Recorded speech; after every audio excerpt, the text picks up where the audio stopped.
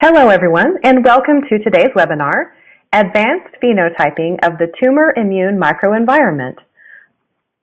I am Jennifer Woods of LabRoots, and I'll be your moderator for today's event. Today's educational web seminar is presented by LabRoots and brought to you by Ultiview. To learn more, visit ultiview.com.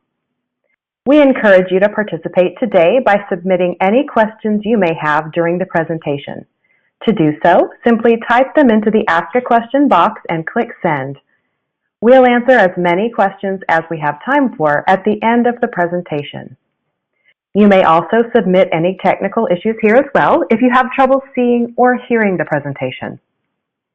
I'd like to now welcome our speakers, Dr. Angela Vasaturo, Associate Director, Biomarker Strategy and Applications, and Dr. Fabian Schneider, R&D and Product Management at Visiopharm. Dr. Vasaturo, you may now begin your presentation.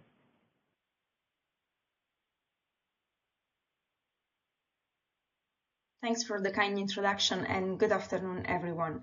Today I'd like to start with a quick introduction on the tumor immune microenvironment. As you can see in this very elegant representation, the tumor microenvironment is extremely complex. It not only consists of tumor cells, but also many other different cell populations, including cells of the innate and adaptive immunity that play an important role, especially in response to therapy. And it's actually this complexity that drives the need of using multiplex immunohistochemistry that allows the analysis of multiple immune cell phenotypes and their spatial distribution and interactions. Multiplex IHC becomes also critical when working with very precious clinical samples, trying to provide data to make a decision on whether or not to move a drug forward. So in this context, the selection of the appropriate tissue biomarker coupled with the spatial analysis becomes really key for generating as compelling as possible data from the very few samples that are available at this initial stage of clinical trials. And this is not always the case. So data are sometimes inconclusive or the biomarkers that have been selected are not predictive, or simply the assay shows not to be reproducible, or is too complex to move in the path towards clinical development. So when working with patient material, you want to make most of the tissue you have. Therefore, you want to have the full slide analyzed. You want to be able to look at the spatial relationships in the tumor microenvironment. You want to generate highly consistent data. And ideally, you want to combine your biomarkers of choice with H&E on the same slide. And H&E on the same slide is extremely powerful when trying to scale to larger studies, but also when you want to simplify the assay based on promising indications that the drug works. So when you want to work with clinical trials and you want to optimize the chances of being successful, you need to start from the selection of the most powerful biomarkers by testing multiple competing hypotheses at the same time. This is why we like to have up to 8 biomarkers on the same slide plus an H&E on the same exact slide to be able to generate consistent data that are also critical for algorithm training.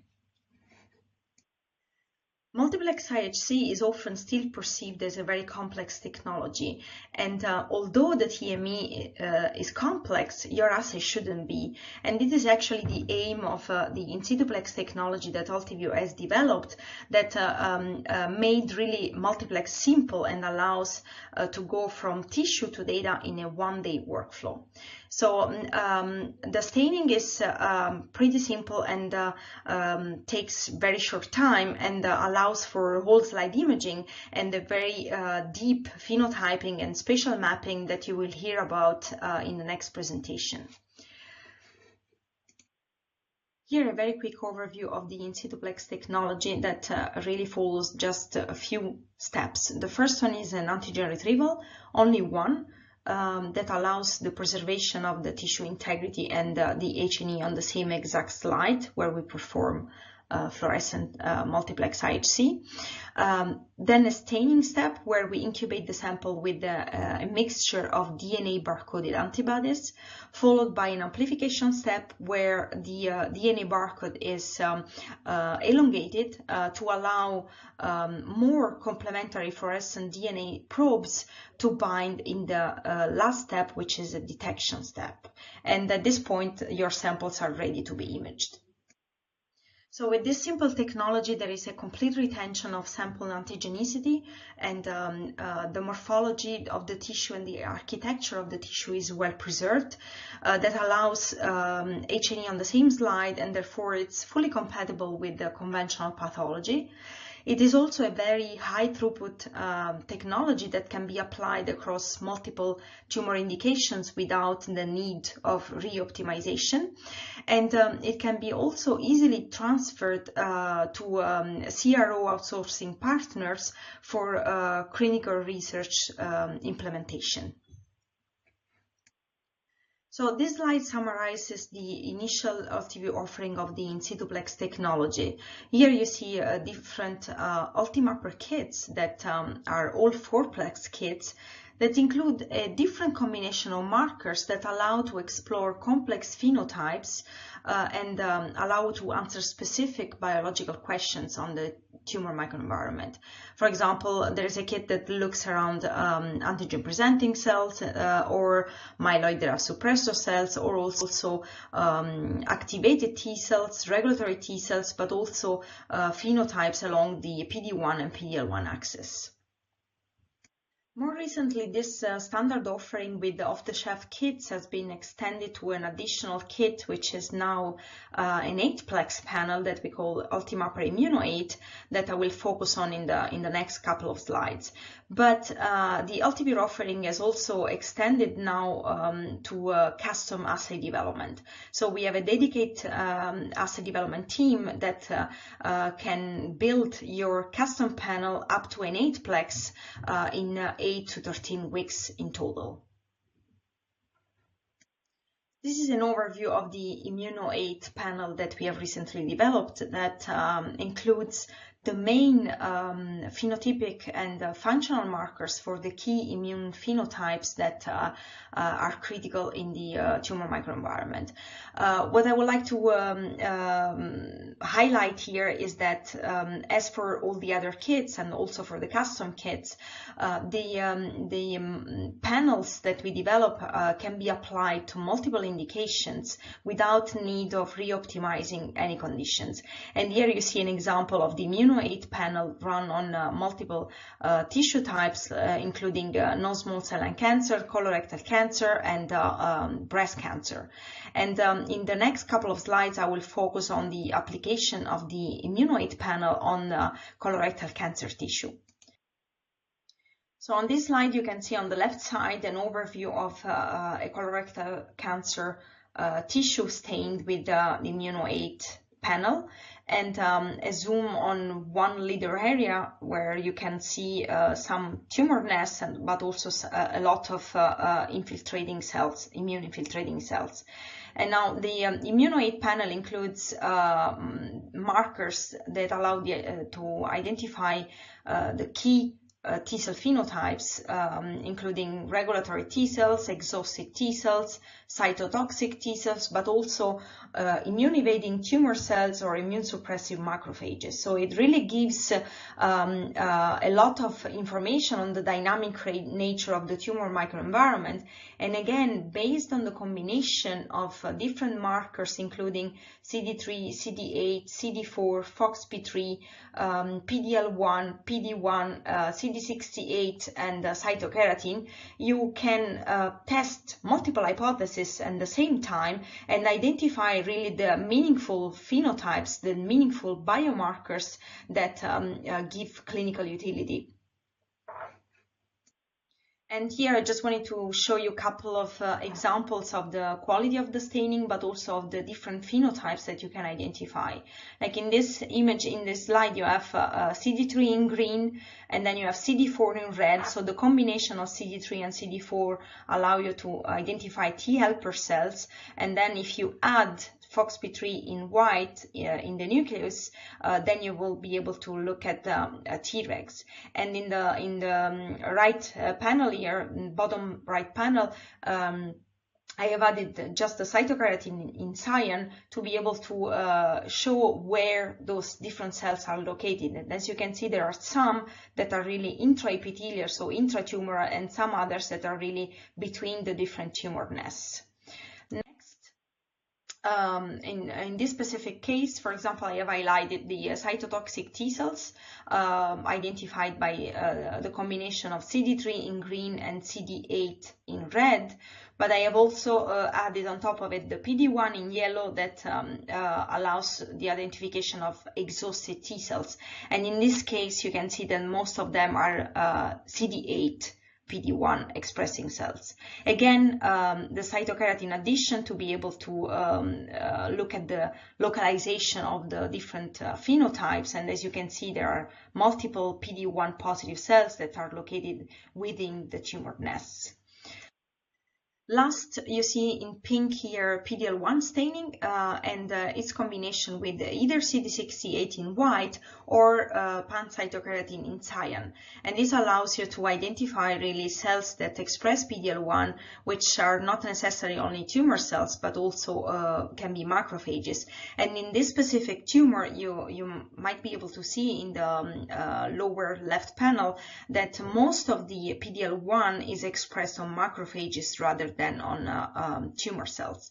And in the bottom right panel, I have added PD-1 so that we can look at the interaction between PD-1 and PD-L1 expressing cells.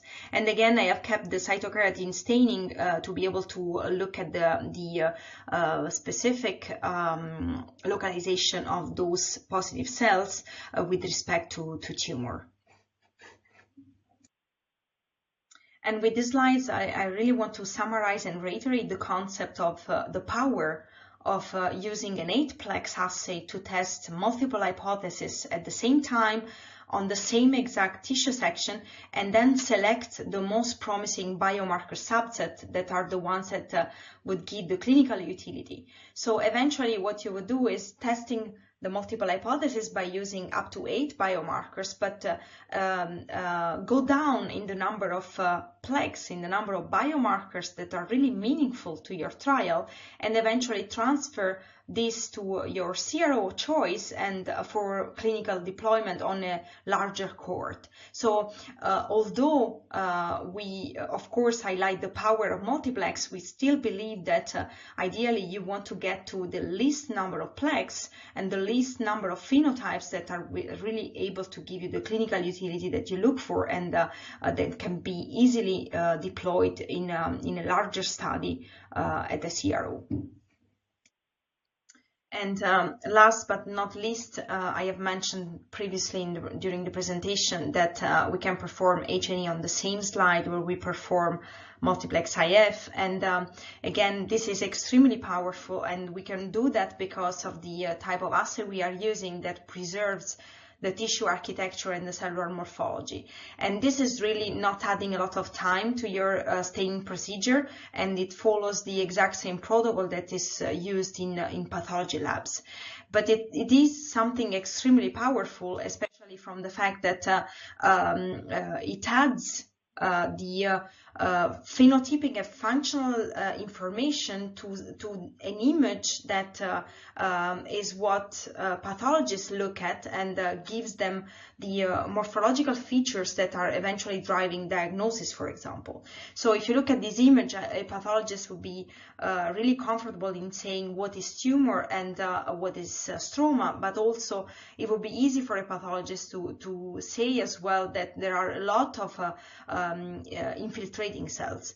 What becomes complicated is saying what is the function of those cells and if those are exhausted T cells or if they are cytotoxic T cells. So, and this is where the additional IF data and information come in, and the combination of the two is really what gives what takes most out of a simple tissue that can be extremely precious. And with this, I'd like to thank you all for your attention. Thank you very much, Angela, for the great introduction into the IO8plex and your technique. My name is Fabian Schneider, and I will show you how the Visiopharm platform can be utilized to decipher all the phenotypes that an IO8plex or an 8-marker multiplex assay delivers. So in the background, you already see the CRC case on which we will demo our capabilities of our platform. And you already see quite an overlay of markers and where the cell types are touching each other. In immuno-oncology, the cellular phenotypes of the immune system and markers on the tumor are of utmost importance to understand mechanism of actions of new drugs. And for this, we need to understand where are the cell types and their interactions. What are the distributions of these phenotypes that are resulting from the markers? Where is the receptor and ligands in the immune cancer synapse, and are they correlating? I would like to introduce you to the Visiopharm software platform, which is a toolbox for image analysis scientists, in which you can combine the rule-based machine learning with artificial intelligence deep learning classifiers. All your outputs that you would like to generate are fully customizable, and no coding is required from the user. And we have a lot of modules with which you can extend the functionalities of your platform. For example, tissue array, in which you can use your tissue microarrays in bright field and fluorescence. You can de-array the cores and for an individual analysis of each. We have the Multiplex phenotyping module, which gives you an automated unbiased clustering tool for the analysis of high-plex data. We have a tissue align module with which you can co-register serially sectioned and stained images across modalities like IHC and H&E, IHC, H&E, and Multiplex IF. We also have one product that is called the Brain Mapper for the mouse brain, on which we have a pre-built atlas with deep learning classifiers to identify the mouse brain regions, horizontal and sagittal sections, and you can identify then your biomarkers and quantify them within the different regions. Today's problem is the immuno-8plex and the phenotype analysis. So the first thing that you need to do is you need to segment the tissue into the blue here, the cancer, versus the stromal regions. Then what you would do is you do a second app, is cell detection. So you need to identify all the nuclei, and then you can expand the nuclei into a cell segmentation, and then you can phenotype with the underlying presence of the biomarkers, which will then result into many different classes of positivity for these biomarkers. And we offer this based on machine learning classifiers, and we can combine this with AI deep learning capabilities. And then once you have your cell segmentation, you can run an automated phenotyping with the phenotyping module. What we have used for the tissue segmentation as well as for the cell segmentation, we have used the AI deep learning classifier. What you will get out is simple results like box and bar graphs that you can report the positivity of cells or percentages or densities. You can show the results also as heat map overlays on the tissue directly. to display the distribution of your phenotypes across the tissue. Another thing is that you can calculate all the distances between classes, so phenotypes or regions, and can export this into into your output files and then generate distance measurements. And further on, you can also display all your phenotypes in phenographs. So this is a dimensionality reduction, where you can look at the display and the clustering, and you can look at the fingerprint of your tissue samples and compare them to each other to see differences in the combination of the phenotypes within the tissue. The first thing you do for the image analysis is to limit your analysis to a region of interest. In green, we have detected automatically the tissue and have annotated in blue here on the IF image the region of interest for the tumor region. An expert pathologist can also do this as offered by Ultiview directly on the H&E stained tissue image that is available together with the MIF on the same section.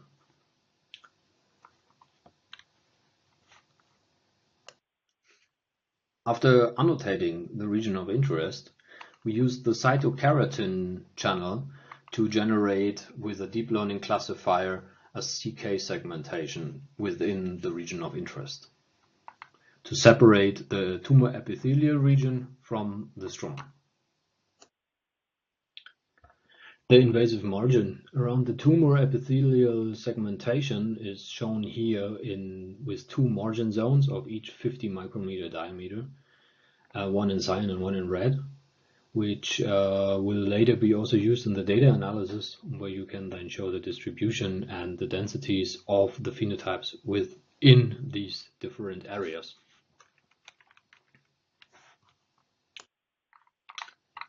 If we look in more detail at the tissue segmentation and the invasive margins, you see in blue the CK segmentation. And also within these margins that are far from the tumor mass, you see some single cells that are CK expressing. These could be either invasive cancer cells or these could be reactive stromal cells. But the more you find of these, and you can quantify this then with our software, the more you can look into the invasiveness of such a cancer case and give a predictive, and this has a predictive value for the survival of the patients. The immuno-8-plex, as already shown by my Ultiview colleague, is super high plex and very information dense. So if you look at all 8 markers at once, we are not cognitive capable to sub-identify and decipher this image. So when you look at this region and we only look at the lineage markers, then we already see that a lot of these CD4 expressing cells and are surrounding together with the macrophages the tumor islands here. So they are like delineating it. And you see within the tumor epithelium, you see CD8 positive cells. On what I want to focus today is the cytotoxic T cells, and when they are becoming either exhausted or primed with the expression of PD-1, which is available in this kit, and macrophages and tumor cells that are expressing PD-L1. So the first thing we are doing when we want to do the phenotyping, as said, is that we have to segment the cells. Here you see the result and the layer mask of the cell segmentation for the whole slide and for this region. Then we do the phenotyping on top of that, and here I'm only showing you some lineage markers. So you see here are our macrophages, here are the tumor cells in purple, we have the CD8s in green, and we have CD3 in cyan and CD4s in pink. And we can already see that macrophages seem to shield the tumor from the invading T cell compartment. If we add on top our functional markers to the lineage markers, we see that the FOXP3 positive cells are intermingled with the macrophages, and the PD-L1 positivity is mainly on the macrophage population in this case, really shielding and delineating exactly at the line of the tumor epithelium, the tumor from the T cells, and PD-1 expressing cells are either in contact in the invasive margin with these PD-L1 expressing macrophages, as you see, or are on the tumor. We can also visualize this a bit more easy by only showing with our software dots on top of these cells that you can then give specific colors to see the grouping of your cells. Here, as said, I would like to focus on the capabilities for distribution of these biomarkers. So you see the heat map for cytokeratin on the left. In the middle, you see the heat map for CD68 for macrophages and CD3, CD8 double positive cells. The heat maps are all normalized so that the yellow color is around 300 cells per square millimeter density. If we then add the functional marker PD-L1 and PD-1 on top, then you see that CK positive PD-L1 double expressing cells are mainly in the region down here, and some scattered cells in the tumor, while CD68 PD-L1 double positives have a hotspot also correlating with the CK expression and are around the tumor islands that are towards the larger stromal areas. And the CD3, CD8, PD-1 triple positive cells, these are mainly around the whole tumor tissue and are also on the tumor epithelium. We can also combine the two heat maps for visualization, and by multiplying PD-L1 here with CD8 PD-1 double positives, and this leads to this phenotype clustering where you see that the spatial correlation has the highest possibility around this area and around these two areas where you have the CK and PD-L1 expression and the PD-L1 high macrophage regions. When we are exploring the tumor epithelium versus the stromal densities of our phenotypes, we can clearly see that in the stroma we have higher expressions of the T cells compared to the tumor epithelial area, and we also have more macrophages. In both populations, CD68 only or double positives with PD-L1, so the more M2-like phenotypes in the stroma. For the CD8s, this is the opposite. So we have more CD3, CD8s that are unprimed within the stroma, and on the tumor epithelium, most of the CD8s become positive. We can also look at more rare phenotypes that are identified. For example, CD8 cells that express FOXP3 and CD8 FOXP3s that are also PD-1 positive, or CD4s and CD8 double positive cells and CD4, CD8, FOXP3 triple positive cells, etc. But if you think back into the marginal zone segmentation we did, we can also investigate where are these cells at the highest density. Is this on the tumor, as for CD8s with PD-1 expression?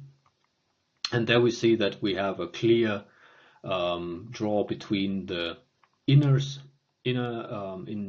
invasive margin and the and the tumor epithelium, while the CD3, CD8s are also more distributed across these three areas. This is also similar for the CD68s that are PD-L1 positive, so they are similar in density between the two margins.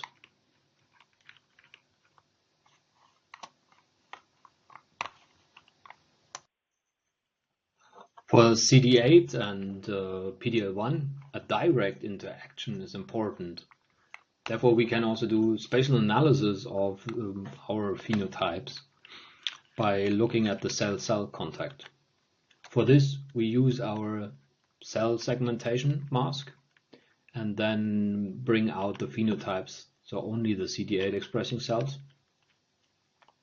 And then we look at all cells that are in direct contact with these CD8s. And then we can take these as another class out and sub-phenotype these then further and look which are the cells that have the highest frequency in contact with our CD8s. And this we can do for all phenotypes, and we can do these experiments over and over for all of the resulting phenotypes, and then compare across cases. Visiopharm's platform offers multiple possibilities to explore the represented classes in the whole slide tissue or your biopsies or tissue microarrays. So you can look at phenotype profiles where you see the percent of positivity and that is identified of these different phenotypes as a bird's eye view bar graph, heat map, for example. We have the possibility to also use t-SNE dimensionality reduction to investigate the clustering of different phenotypes and also to look at the fingerprints of your samples. You can then also look at the phenotype matrices, which phenotypes are expressed within your cases, and you can also look at the neighborhood plots that is available within our software to understand if your cytotoxic T cells are clustering, for example, with proliferating cells in general. With this, I hope I could show you that the Visiopharm multiplexing analysis capabilities are powerful, and that with the IO8plex by UltiView, we can explore a lot of phenotypes and also identify them and look at the interactions of all of these cells. So I only showed you one aspect of looking at PD-1, PD-L1 axis on cytotoxic T cells and macrophages and tumor cells, but you can look at all different combinations like FOXP3 CD4 distances to CD8, or the clustering of PD-L1 CD4 double positive regulatory cells or T helper cells to CD8 PD-1 expressing cells. And what is this relation to the general PD-L1 expression? You can look at all different distances on which you are interested in and get them as an output. And you can compare all of this to other cases. So you can apply the same algorithms to the same assays on the same indication, or tweak for the next indication and move your analysis forward. So Visiopharm offers this flexible toolbox to build your own apps, so algorithms, and workflow to answer your specific scientific questions. You can use deep learning classifiers and train them by example, by defining regions for the analysis or measurements. All the app workflows are fully customizable and all outputs are accessible, and you get the numbers you need or export the entire data set. So you are not limited to that. And our platform is fully integrated with the multiplex phenotyping workflow for an automated phenotyping. With this, I would like to thank you for your attention and thank UltiView for giving us the opportunity to present our phenotyping capabilities for high-plex immunofluorescence assays. I would like to thank our product team for the phenotyping in computer vision and AI at the Visiopharm, and David Mason for providing me the skeleton for this slide deck. Looking forward to the Q&A session together with Angela, and looking forward to your questions. Thank you. Thank you, Dr. Vasaturo and Dr. Schneider, for your informative presentation. We will now start the live Q&A portion of the webinar. If you have a question you would like to ask, please do so now. Just click on the Ask a Question box located on the far left of your screen. We'll answer as many of your questions as we have time for. Let's get started. Okay, our first question is, have you tried also other stains besides H&E after the UltraView procedure, such as the good quality PCR? I guess that's for me. SR, I'm sorry. Yes. So we haven't tried it, but I don't think there would be any issue, because basically we have used H&E since it is the most commonly used staining in routine pathology. And basically proves the fact that we are not affecting the tissue in any ways in terms of architecture and cellular morphology. So I guess whatever other staining, like the one that was mentioned here, I guess is the Picker series red for collagen fibers, should be something applicable, but we haven't tried it. Thank you, Dr. Vasaturo. The next question is, how does the antigen retrieval work? One more question for me. So it's basically the classical antigen retrieval that you would perform also for chromogenic IHC, like DAB staining. So the protocol that we use is fully optimized to run on the BondRx. So usually this is here 2, which means pH 9. But it's really, if you would do it manually, any of the classical antigen retrieval can be used. Okay, thanks again, Dr. Vasaturo. Let's see. I think that Dr. Schneider is still trying to get his audio connected for the Q&A. So let's see, if I ask a question that's for him, will just let me know and we can postpone that until he's connected. So our next question is, would this system be cost-effective for large sample sets, i.e. 70 samples, or better suited for smaller amounts of slides? I'm not sure if this is a question related to the staining portion or the analysis portion. And I think it's a question that might be, if it's staining related, it might be a better question to be addressed afterwards with the sales team. I can't really comment on costs. Okay, thank you. We really appreciate that. The next question is it the Phenograph module on market? Can you explain a bit more what it is? I was just wondering if this is the clustering algorithm or something else. Yes, so now I'm back. So my internet connectivity here in my holidays site is very bad. I'm sorry for that. Yes, the Phenograph model is on market, and this is an automated clustering with using a Gaussian mixed model. And we are currently working on updating that in the future. Oh, great. We're glad you're back. Thank you, Dr. Schneider. Our next question is it possible to visualize and analyze of any particular biomarker combination on aggregate data from different groups of tissues, e.g. tumors from treated and untreated tumors? Yes, if the assay is the same and the indication is the same, it is absolutely no problem to analyze this from different cases.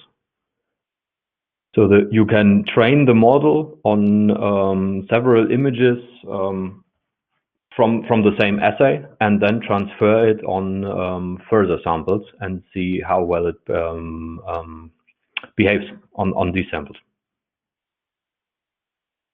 All right, thank you, Dr. Schneider. And we have another question for you. Just wondering about the overlay of IHC and IF. Sorry, we have so many questions coming in. My screen is skipping. Okay. Does that mean we can overlay, then make an app to analyze further? Yes. So I think that you are referring to transfer learning with this question, and yes, you can do this. So you can, if this is stained on the same tissue section, like with the UltiView, or if you have a true serial cut sections, then you can co-register these and transfer the information from one slide to the next. And our co-registration is very powerful and can do this in most of the cases. And then you can learn one thing, for example, with IF to the H&E and transfer this and create your new algorithms to directly identify cells in H&E, for example. All right, thanks again, Dr. Schneider. And there's another question, actually two questions for you, two questions in one. Is the deep learning process algorithm explainable from the regulatory point of view? And any hope timeline for FDA or CE certification of the software as a medical device for clinical diagnostics? Okay. So I don't think that any of the deep learning process algorithms are yet explainable for regulatory point of view. We would have to look into this question and get back to you. But if you shoot me an email, I can definitely bring this to our regulatory chief of our regulatory department and discuss this with Esther Abels. And for the FDA or CE certification, we have IVD CE marked apps for IHC markers like Ki67, HER2, ERPR, tumor nest detection in H&E in lymph nodes from breast cancer patients. So yes, that is possible, but you need a lot of training material and a lot of sites and need to coordinate to get this approved. All right, thanks again, Dr. Schneider, and you'll have an opportunity to connect after this. We really appreciate you doing that. Okay, our next question is, how does the cell segmentation work? Based on nuclei expansion or also by other means? Yes, so the current cell segmentation works on the expansion of the nuclei. So this is the first thing what we do.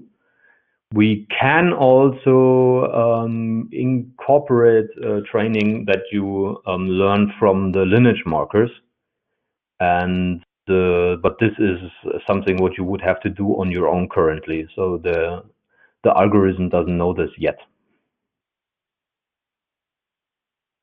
All right, thanks again, Dr. Schneider. Let's have another question.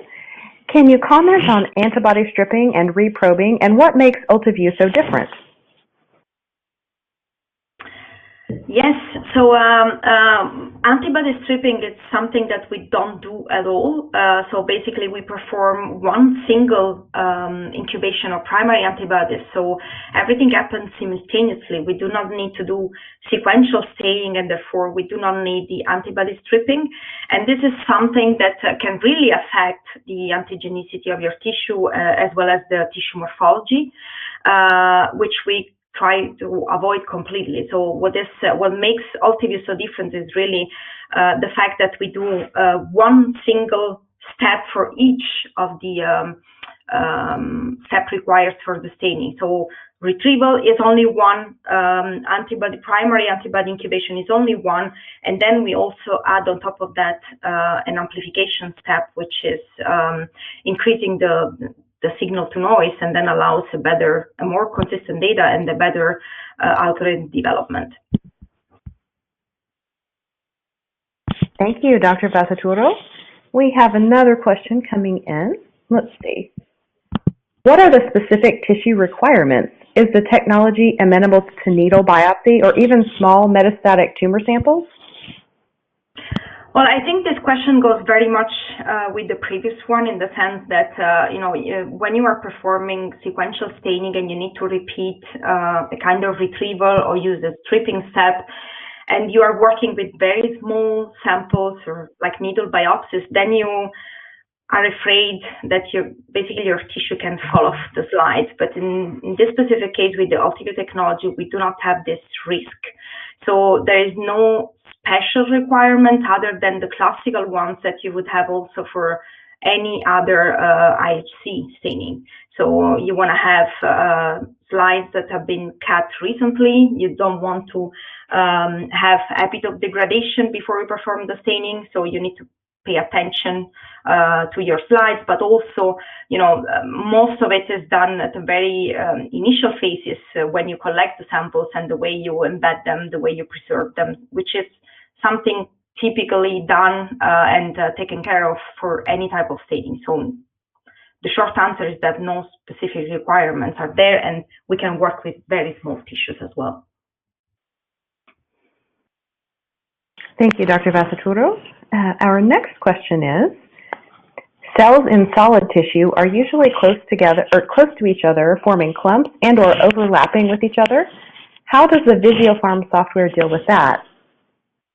Yeah, that's a great question. So that's something that the user would then need to train also the deep learning classifier. And the more general you cut your sections at the same section thickness, the better your model will behave on your samples. But we cannot guarantee that all the cells that are overlapping with each other are identified correctly.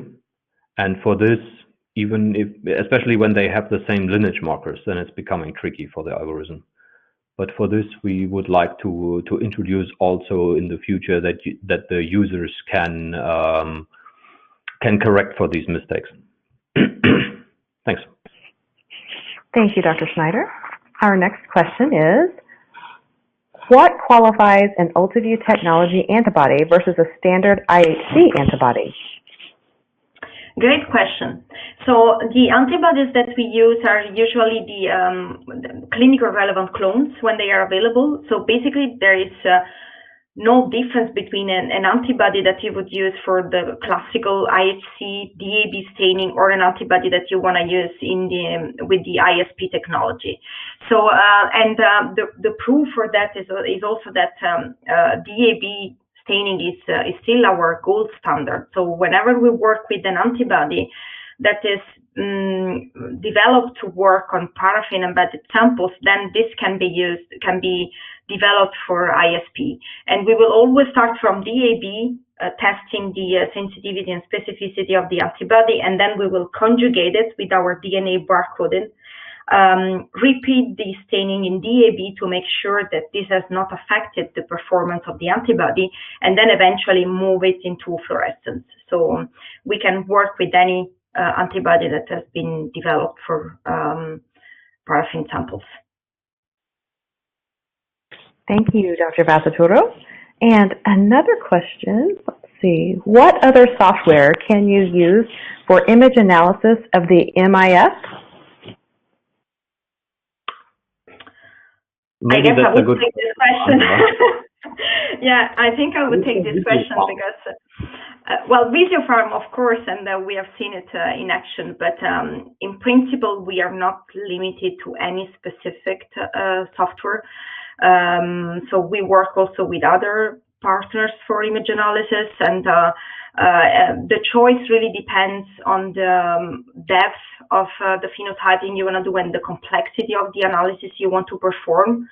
So you might even think if you just want to look at the density of a single lineage marker, you can even use the freely downloadable softwares that are online. But of course, if you want to do a much deeper analysis and you want to understand more and you want to go into spatial distribution, proximity analysis, etc., then you need to use a software like the Visiopharm.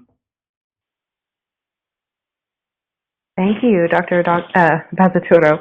I'm sorry, I'm trying to read questions and talk at the same time.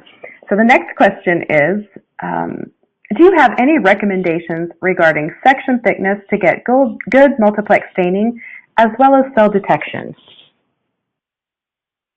Well, I can talk through the thickness for staining. We usually work with the classical 3 to 5 micron slide.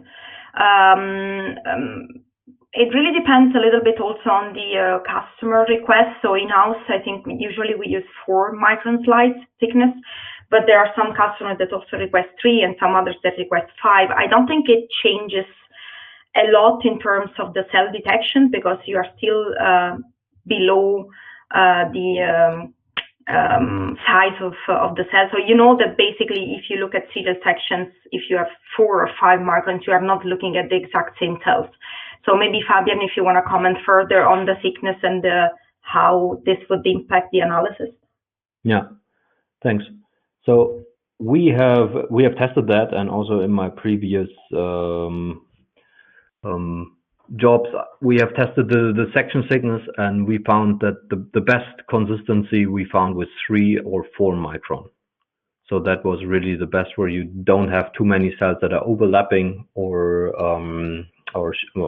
hiding each other or on top of each other. And the more you will turn into 5 and 6 micron, the more you also have section thickness artifacts, because you can't guarantee always that you cut at the same size due to temperature changes, etc.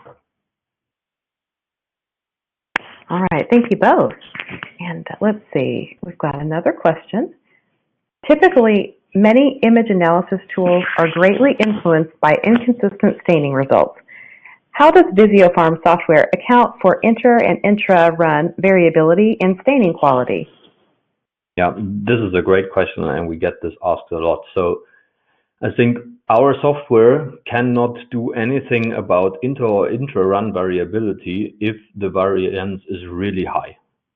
So we, in image analysis, you rely on the input data that you get. And if these are inconsistent, then even the best models cannot take this into account. So you have some tools at hand that you can use. So for example, you can use one of our normalization tools that we recently deployed, where you can also do the normalization across images in your batch. And we are still working on how to do a good image normalization, thresholding, and have this adaptively transferred onto other images. Well, it looks like, thank you so much. It looks like that's all we have time for today. Do either of you have any final comments for our audience?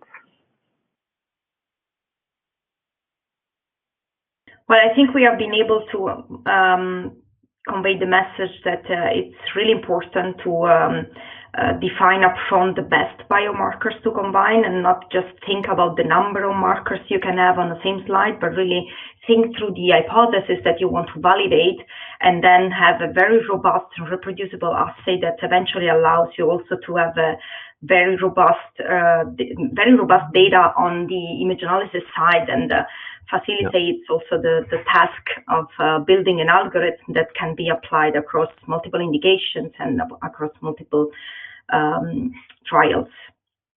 Yes, I can just echo that. And with one of the things that one of my former boss at AstraZeneca, Carl Barrett, was always saying, first think about your hypothesis before you put the panels together. And I think this is a very wise one. And first we need to all think about what is the mechanism of action or the proof of mechanism that you would like to see, because most of the phenotypes that you are hunting are already known. And if you would like to combine an image analysis with your RNA sequencing data from single cells, then you have already maybe new targets that you would like then Ultiview to test new antibodies on, or to develop new panels. And then you can either have custom-made algorithms from Visiopharm as a service, or you can develop with our modules your algorithms on your own, and then use them for further validating your new hypothesis and your mechanisms of action. And maybe just to really close up on this, I think Ultiview has a quite strong scientific team that can help you discussing the ideal combination of markers and consult on your specific needs and really help getting the data that eventually give you the utility you need.